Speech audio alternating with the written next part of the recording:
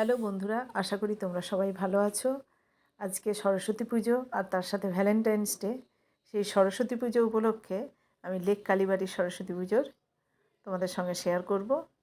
Lake কালীবাড়ির অপোজিটে হরিপদ চক্রবর্তী উদ্যান, সেই উদ্যানেই এই লেক কালীবাড়ির সরস্বতী পুজোটা অনুষ্ঠিত হয়। পাশেই ব্যস্ত রাস্তা, গাড়ি ঘোড়ার আনাগোনাও প্রচুর। এই পার্কের মধ্যে হরিপদ চক্রবর্তীর স্ট্যাচু আছে।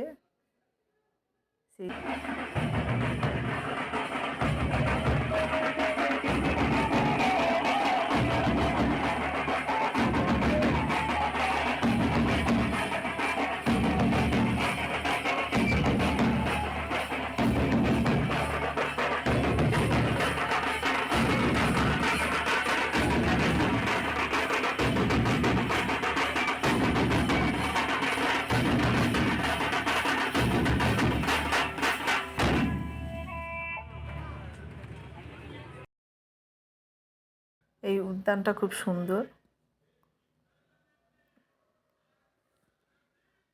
হরিপদ চক্রবর্তী মহাশয়ের স্ট্যাচু, এখানেও ফুল দিয়ে সুন্দর করে সাজানো হয় এই পুজোর দিনে। এবার আমরা সরস্বতী ঠাকুরের প্যান্ডেলের দিকে এগিয়ে চলেছি।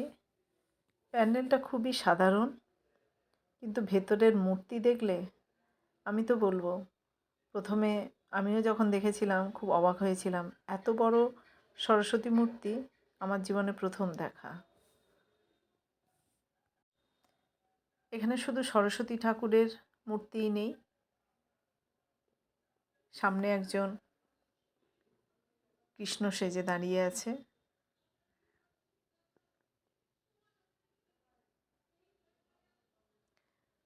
সরস্বতী ঠাকুরের ডান দিকে বাম দিকে কৃষ্ণের ছোটবেলার যে মূর্তি দেখা যাচ্ছে, আর এখানে রাধা কৃষ্ণ গোপাল মহাপ্রভু শ্রী চৈতন্য ওনাদেরকেও দেখা যাচ্ছে। উপরের ঝাড়টাও আয়তকার, প্যান্ডেলকে একটা অন্যরকম মাত্রা দিয়েছে। মায়ের বিশাল মূর্তি, কি সুন্দর লাগছে। ভিডিওতে আপনারা এইরকম দেখছেন, সামনে একবার যাওয়ার চেষ্টা করবেন। আমি তো বলবো এর আগে এত বড় ঠাকুর আপনারাও দেখেননি। এখানে বাচ্চাদেরকে আনন্দ দেওয়ার জন্য নদিয়া থেকে গোপাল ভাঁড়ার ওনার স্ত্রী হাজির হয়েছেন। এবার প্যান্ডেল থেকে বেরিয়ে প্রসাদের লাইনের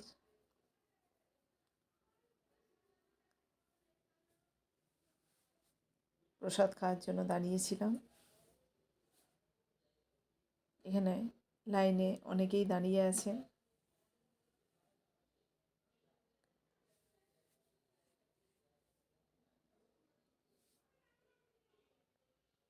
ভিডিওটা কেমন লাগলো কমেন্টে অবশ্যই জানাবেন, আর লাইক শেয়ার সাবস্ক্রাইব করতে ভুলবেন না। আজকের মতো টাটা।